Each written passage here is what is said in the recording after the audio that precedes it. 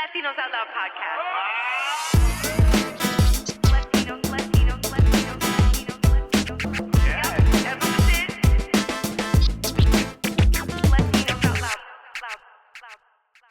Yo, yo, yo, yo, yo, I can't be too loud because I'm in City Hall. Yo! Eloeleros, ¿cómo estamos? Oh gosh, I'm so excited. Can you tell? Yeah, I know you can. And I always say that I'm always so excited for every single episode, but it's not a lie. Like, I'm really excited for this one because, well, this is our second time back at City Hall. So walking up these steps is always a moment for me. It was momentous. I put something on my Instagram story because as a native New Yorker, I've been seeing this place on the news desde chiquita, and all the important people coming through the doors and all the people that are like making the laws that we are following are here, and the things that they do for the community. Okay, I can go on and on and on and on and on. But this is my second time here interviewing someone very, very important, whose career trajectory is really one to follow, and I'm going to talk about it in just a minute. She's been here, everywhere, doing things that are impacting us in the community. And the cherry on the sundae, the supiro on the Dominican cake, is that she's Dominican. Okay, yes, everybody get your guiras out, all right? Because it's gonna be that kind of episode. I'm gonna formally introduce her because, I mean, we'd be here all day if I spoke about all of like her past and credentials and all the wonderful jobs and positions she's held, but I summarized it. You guys, we are here interviewing the Deputy Mayor for Strategic Initiatives, Ana Almanzar. Ana is the first Dominican Deputy Mayor. She was appointed by Mayor Adams in May of 2023, so she's celebrating an anniversary. She doesn't know that we have a Dominican cake that says happy anniversary. We're gonna bring that out in just a little bit. Prior to her appointment, she served as the Director of Community Relations at Mother Cabrini Health Foundation. Before joining Mother Cabrini in 2021, Ana spent 6 years as Chief of Staff to the New York State Director of Nonprofits. During her tenure, Almanzar helped spearhead multi-platform media campaigns and public efforts throughout the state's 10 regions. Additionally, this is important, she provided oversight of a $25 million poverty reduction initiative while assisting in the community rollout of the Empire State Poverty Reduction Initiative, which is now expanded to over 15 cities. Ana received her associate's degree from Eugenio Maria de Hostos Community College, City University, CUNY. You know we love CUNY at this podcast. And her bachelor's from Columbia University. She also holds a master's degree in international affairs from Columbia, the School of International and Public Affairs. Please join me in welcoming the first Dominican Deputy Mayor for Strategic Initiatives, Ana Almanzar. Hi. Hi.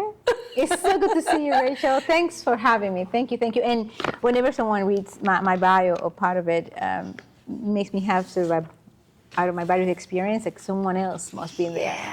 Because it seems sometimes that I'm living this magical life that this great city gave me the opportunity to live here as an immigrant, as a Dominican immigrant, as you mentioned, with all the hopes and dreams that we all get off that plane.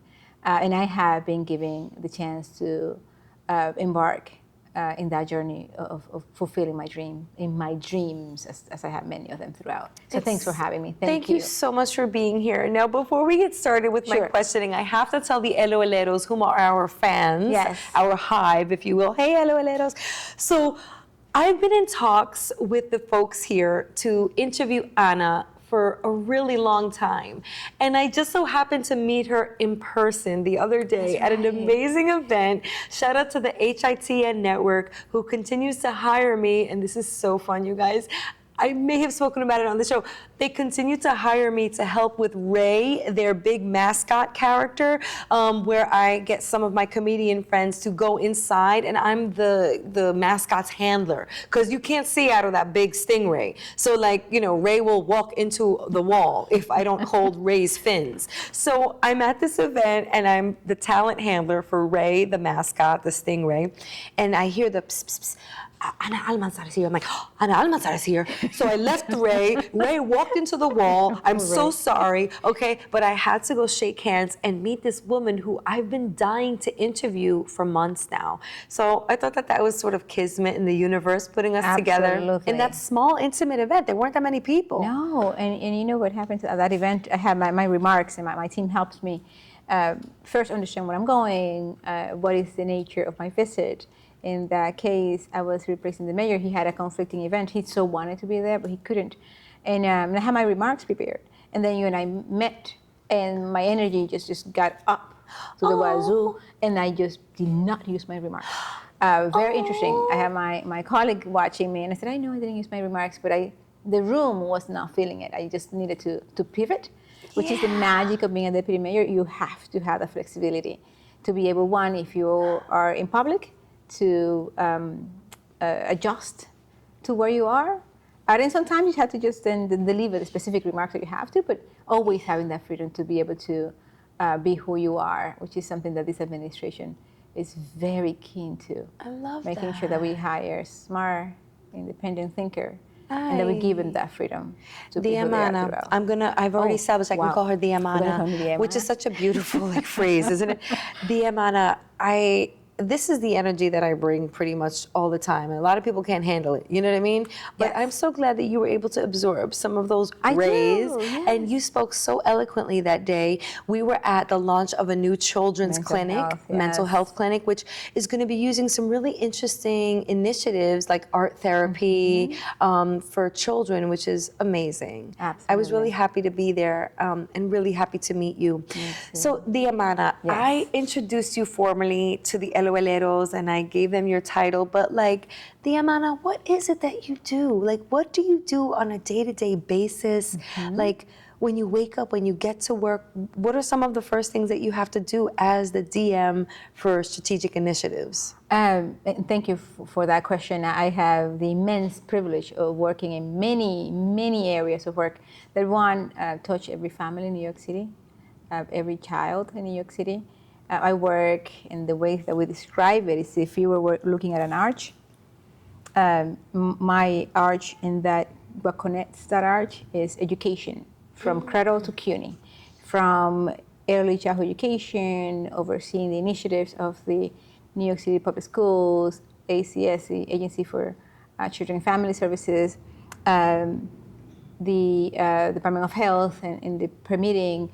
So we work as a liaison in managing all the strategic initiatives throughout the entire city. Wow. So I come to City Hall very early. I love to be here early when there's no one here yet. Like how early? 7:15 or so, 7:20. Wow. And I live in Brooklyn, so it takes me a while to get here. Wow. But being here and having those 45 minutes before I jump on the call with the mayor at 8 o'clock every morning helps me, one, sort of ground myself into the meaning of this job, not just for me, but for my family, for every New Yorker, and for every Dominican, as I represent not only a community in New York City, over 800,000, but a whole country, that my actions, right, and my words will affect, and have an impact on so many people.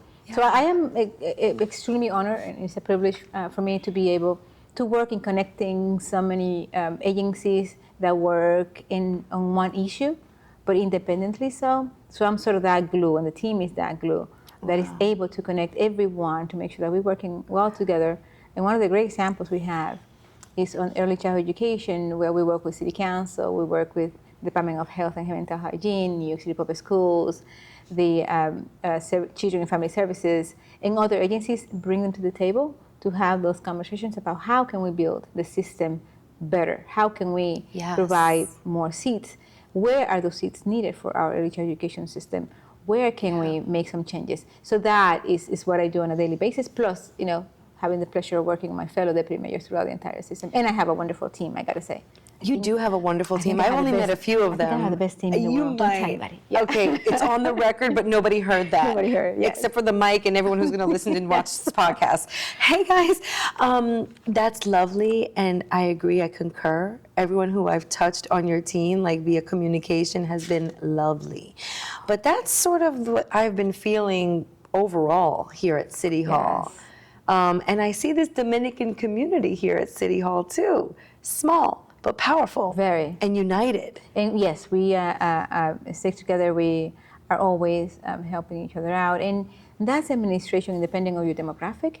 The idea that we serve the city of New York and the product that we have has to be the best absolute product. Yeah. Is it an after-school program that we are going to expand next year with the investment from the mayor, right? 195 million this year, and then 136 million the following year. That's amazing. For expansion and the adjustment of the system to make sure that we have more seats, high quality programming, as well as seat available to the families who need it in different parts of the city. So everyone, when I was working on that particular initiative with the team, my other deputy mayors, the other fellow deputy mayors were interested in thinking about what can parks, for example, do in partnership with this program. Great. How can our public pools be in partnership with this program? How can the Department of Transportation be part of the program on Summer Youth Improvement Program, for example? So it's a very cohesive, united work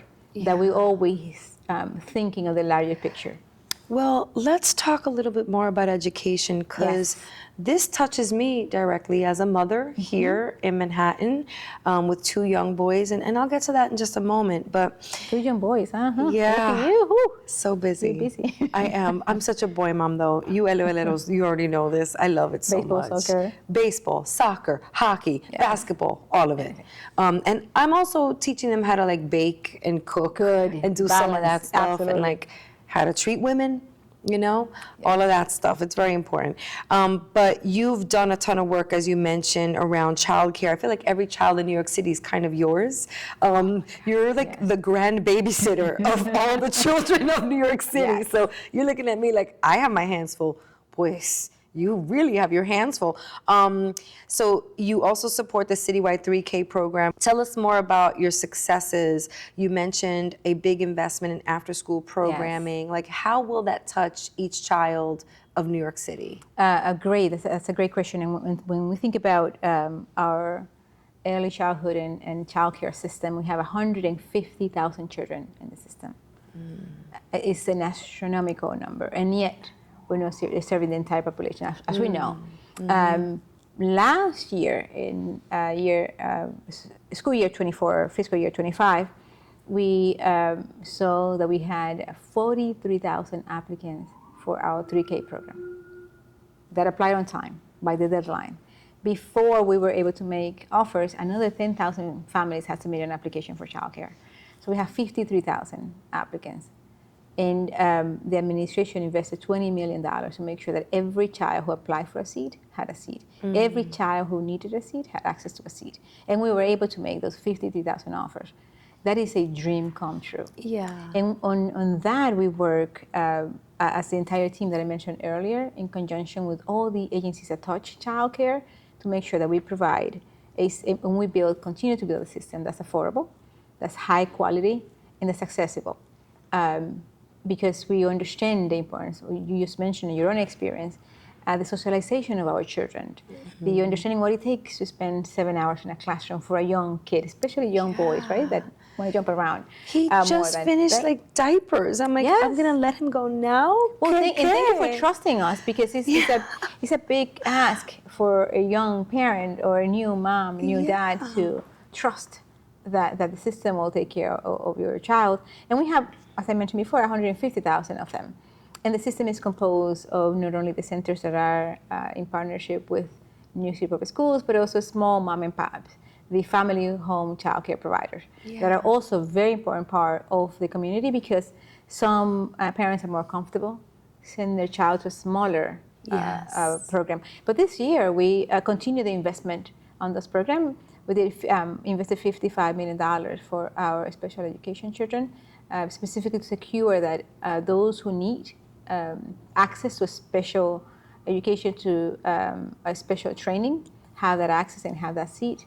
And also we continue the $20 million investment for our 3K to continue that expansion. But then when we think about the entire universe of what is childcare, what is early childhood education, and then we expand it to and think about after school. So we are working very hard on making sure that the la fundación, the foundation of our education in early childhood is strong. Right. So as a child moves, a student moves throughout, they do so, as you said, with the idea of going to big places and accomplishing great things. So with that, with our Department of Youth and Community Development, and I mentioned that at the beginning, the investment that we made this year, $331 million that Mayor Adams put for universal after school. That is magical. We're going to have 5,000 new seats in September off the bat added to the system. Next year, for September 2026, we're going to add another 10,000 seats. That's so great. And for September 2027, another 5,000 seats. That's 20,000 seats. The idea is to want to standardize the system. Yeah. That is the first investment that we know. The way the system is now is not uniform. Different programs provide different services, and different participants and providers get paid different rates. And we wanted to standardize the rate per student, as well as create some standardization to the model of the program itself throughout the entire system. Throughout, with the team and building partnership, we were able to secure a nonprofit in Brooklyn, actually, who does film and media. Love that. Training for our summer youth employment program. But we can think about other ways where that is one of the Mayor Adams, so is thinking about how we can make different industry more diverse. This is the future, right? Yeah, this is the future. We have to get our children, one, to be comfortable on camera, because when that light goes on, your brain has to be working. You have to look good, and you have to present, and you have to project, which I have an issue with. I know that I might be told about that. That's what microphones are for. It's Thank okay. you. But yes, we are thinking not only on the academic aspect of after school and summer youth employment program in the sense of working, but also apply what you learn in the classroom into thinking of a professional career. When you took your classes at CUNY, right, at Brooklyn College, you might have had a different dream. Yeah. And the industry changed, right? It's shifting with the increase of internet access. You can have a podcast, you can be an influencer, you can be a gamer, you can do so many things. And we wanted to be able to give our children, our youth, our students access to explore all that you can do. That for some of us, especially if you're an immigrant, there are 4 choices for the most part from your parents. Abogado, doctor, enfermera, o un ingeniero, arquitecto, ¿verdad? There, imagine I studied political science. When I went home, I said, ¿qué es eso? Right. ¿Qué trabajo tú te vas a conseguir with a political science degree, right? Or imagine when I went to hostels, and you mentioned it, that I was majoring on liberal arts. Oh, tú no tienes nada. No, this is the idea to study all the options that I have in the menu to be able to make a decision when I'm better informed. Right. And that's what we want to do for our children all the way when they go to that first classroom, when that 6 weeks old child is dropped off at a center by the mom or dad, that child has a map for their entire career. I've also learned in teaching podcasting, they hired me at Brooklyn College to teach this somewhat technical course on how to evolve your podcast concept to an actual show. And after teaching for 2 semesters, you know what has risen to the top? It's, yes, the technical stuff, you can learn that, but it's the confidence on the mic that I have paid special attention to. When the students come in, they're like, I don't like the way I sound. Nobody does, right? Nobody does. I sound terrible. I shouldn't be doing this. And then we kept doing activities that on the low, I didn't tell them. I was like, this is just to build your confidence. So by the time the midterm comes, they're like, yo, what's up? My name is this and that, and this is the hip hop show that you need to listen to. And I'm like, I'm so proud, because that's better than any kind of technical Absolutely, because you can read the books, right? You can read the book on your own. You can learn from someone else who's done it in the past, something that I'm very passionate about reading. But those soft skills, and we should spend a minute talking about the Summer Youth Employment Program. It's our 100 youth that we served last year, aiming at serving 100,000 this year again, plus a couple of thousand more. Where we do training on the soft skills, the idea what what uniform do you have to wear to the industry that you're going in? But if you are going to be in government, there's one uniform. The suit's the tie if you're a boy, a suit, a dress if you're a girl. But there are other things that how do you shake somebody's hand? Right. Eye contact. If Right. you are scheduled to be there at 8, you have to be there at 10 before 8, Right. just in case something happens. Yeah. Just in case you left your notebook and you have to go and ask someone for a piece of paper. Right. And the financial training that we provide to every single participant, thinking about just because you get a paycheck, it's not the end of the story. You have to be able to learn and know what happens after that. If you spend it all at once, there are consequences to it. If you invest, if you save, if you're able to plan for the future, or Right. think about what is your plan for this Like your semester. pathway, right? Yes, Yeah. absolutely. That's really interesting. So we're talking about early childhood education, but Yes. like, can we segue into CUNY a little Yes, bit? absolutely. Love it. Oh, There are yes, so many CUNY heads here. Shout out to Newman, shout out to Eddie, all graduates of Brooklyn College, myself included. Now I'm teaching there. I gave the keynote at one of the commencements. Like, I am so, bravo. the day I Which college did you give it? Brooklyn College. Yeah. Perfect, So when I yes. graduated, I was like, I'm never coming back here, you know, paying back all the loans and this and that. And here I am. I'm like there Yes. all the time on campus, on the advisory. I was on the alumni advisory committee for for a while, you. like balancing budgets, spreadsheets and stuff. So what are some strides that you've made here for CUNY that you're proud of? Okay. CUNY, as you know, right, is funded by the state and by the city. And I serve as a liaison. So I work with Okay. CUNY and the team, the chancellor, in making sure that internally we have advocacy for the resources that CUNY needs. We partner in co-designing some programs.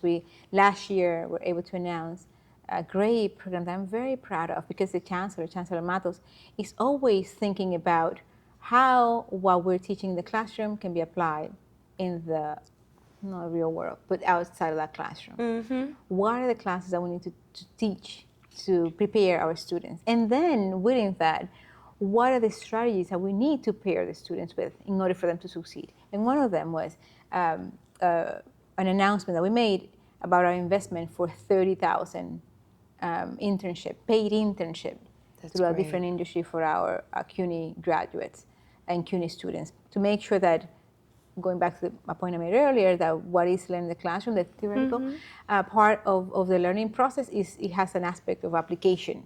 And that will give the student not only that ability to do the applied sort of learning, but also the understanding of what their degree will do.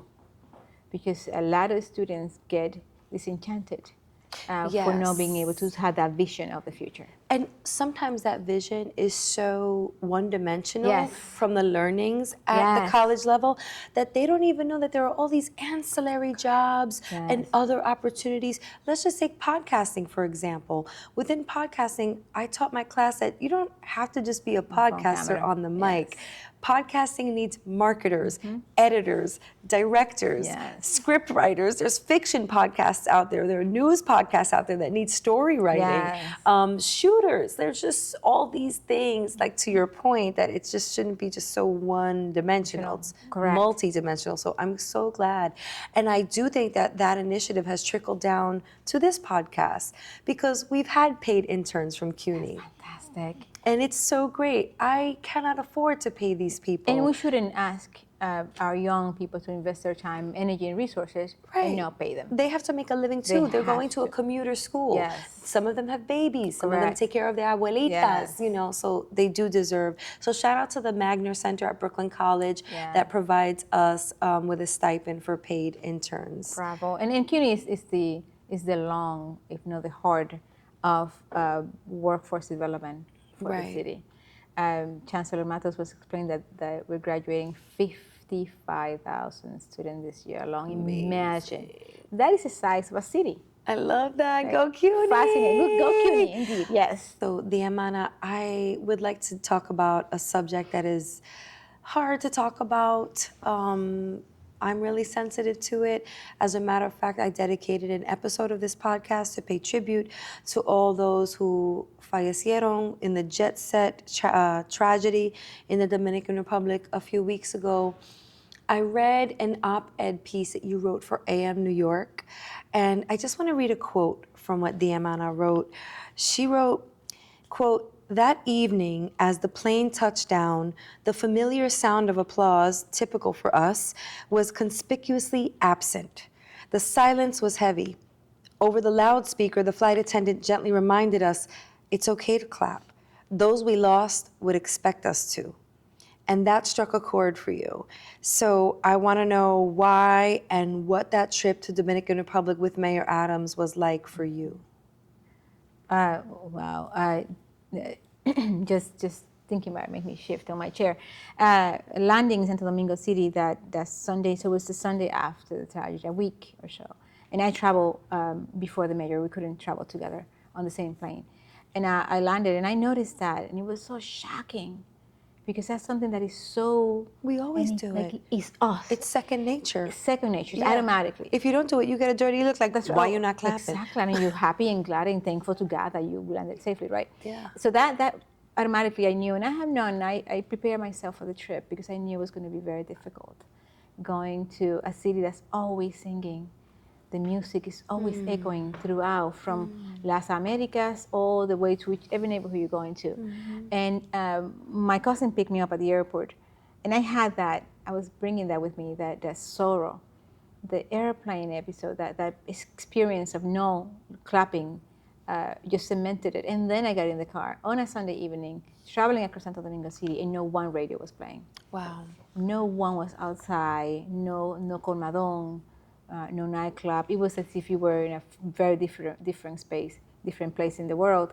And that just made me even sadder because I knew it took me away from mourning those we lost to them mourning those who are suffering. Right? The idea that I cried for the 236 victims that lost their lives, as the Jet said, but also mourning for those families. There are over 125 children who are orphaned. And last statistic I heard was about 25 of them are orphaned of both parents. Unimaginable. A tragedy of that magnitude to hit our country, our city in that way, and touching so many families.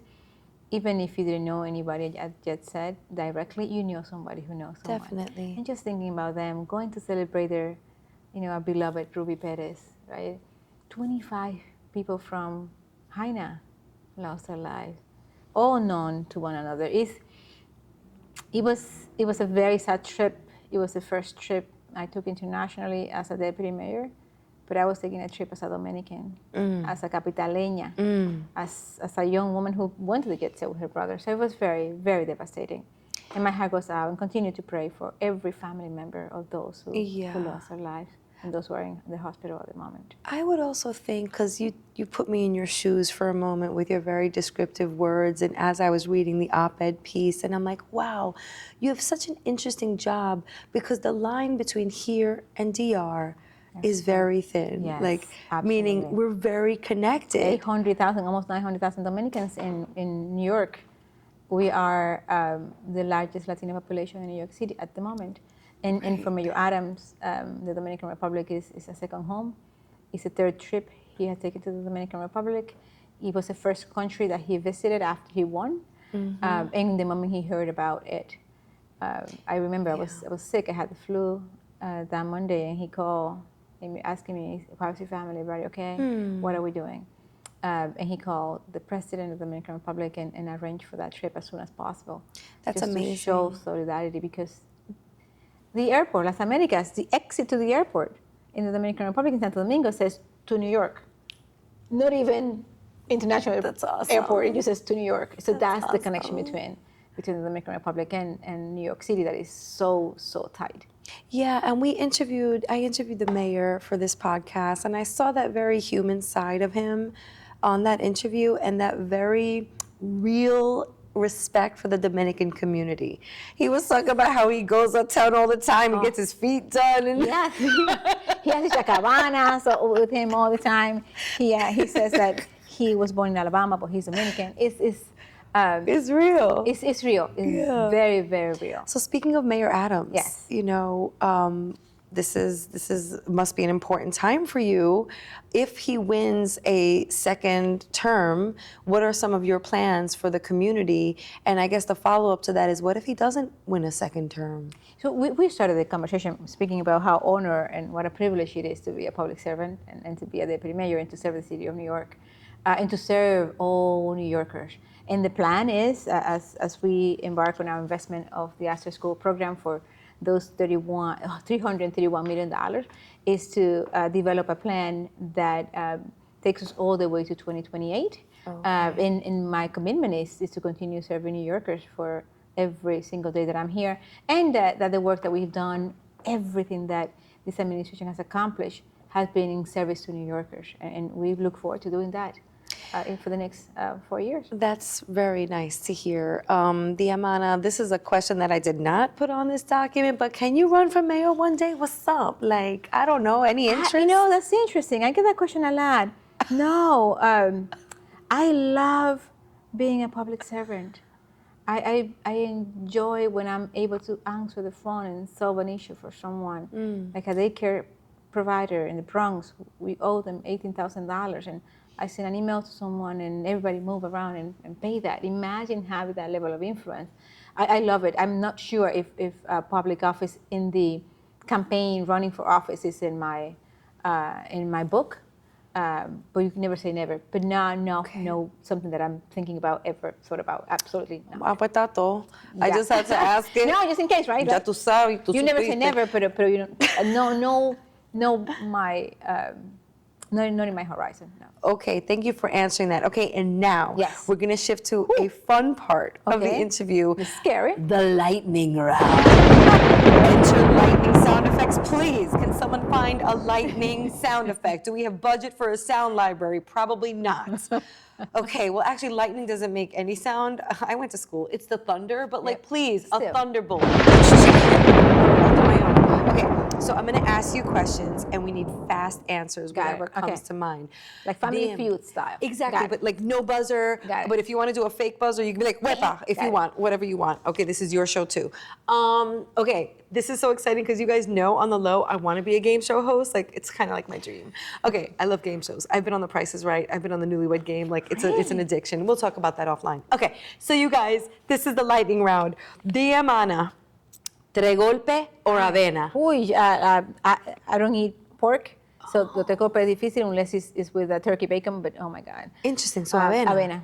Interesting. Okay, café con leche or morir soñando? Ay, café con leche con mi mamá, morir soñando con mis sobrinos. Wow. So café con leche with my mother, and then morir soñando with my nieces and nephews. Good Just answer. to hype it up and get that sugar level. Good answer. high. Yes. Gotta be both. Okay, not at the same time. I don't recommend that. no, that's okay, plátano maduro o tostones? Plátano maduro, absolutamente. Wow, before I could even finish tostones, she jumped in. Plátano maduro, loco.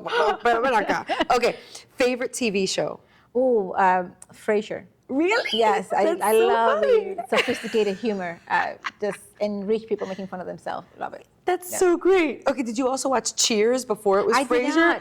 Oh, okay. So I watched Frasier the reruns because I wasn't in the country when it was first aired. I know you're kind. There are a lot of Frasier heads. Right, Yeah. yes. It's- Shout out to Anita Jutina Flores. She's got a whole podcast on Frasier. Check it out. Oh, Yeah, I'm and she's a gonna check that comedian. out. I'll send you guys a Absolutely. Yes, link. please. Okay, favorite movie, Diamana. Favorite Ooh, movie. a couple of them. The Shawshank Redemption. Oh, all right. The book, I've read the book. Lovely. If anybody Classic. is interested, you have to read the book and watch the movie. The Departed. The Departed. Yes, The Departed. It's just a beautiful movie. You have to Two watch movies it. that I have not seen. No, Thank you for and- putting me on. I and mean, of I know course, about Shawshank. La Soga. La Soga. Anything with Manny.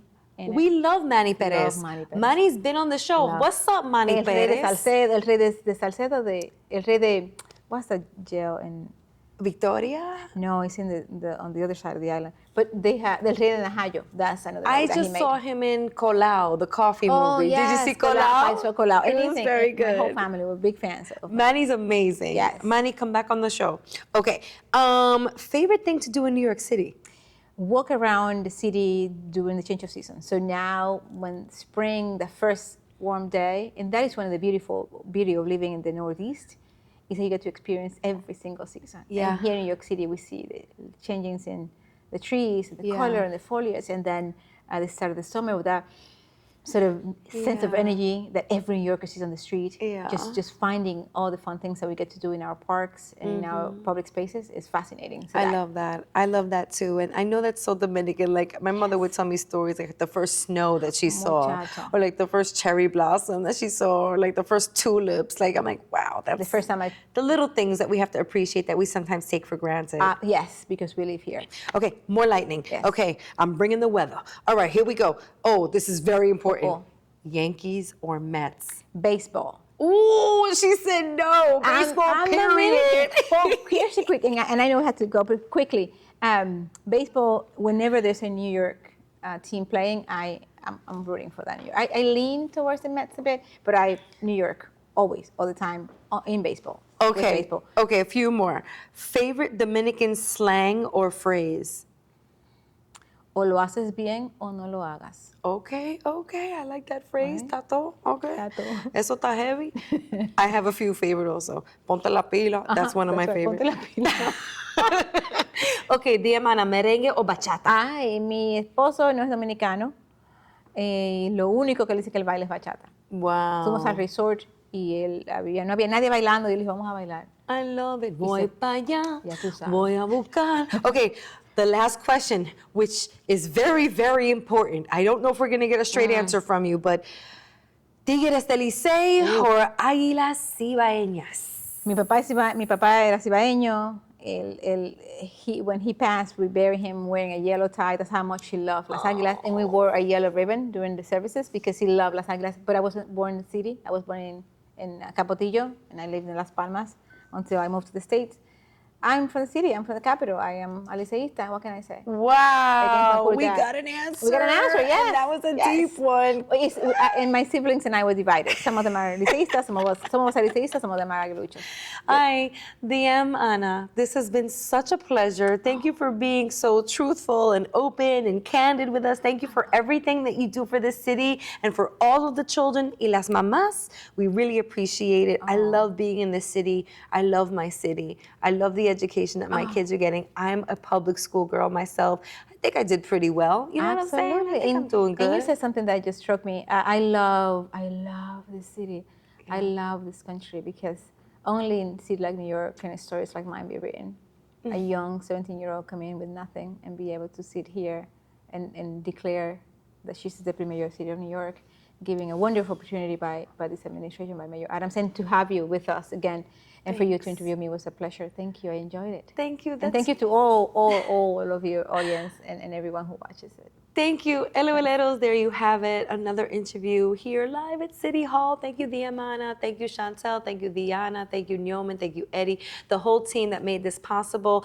You can follow us at We Are Latinos Out Loud. You can follow me at Rachel La Loca. Please visit our website, wearelatinosOutloud.co. And you can give us a call, 978-Latinos. That's the number. Try it. I may answer the phone. On that note, we out. The Latinos Out Loud podcast.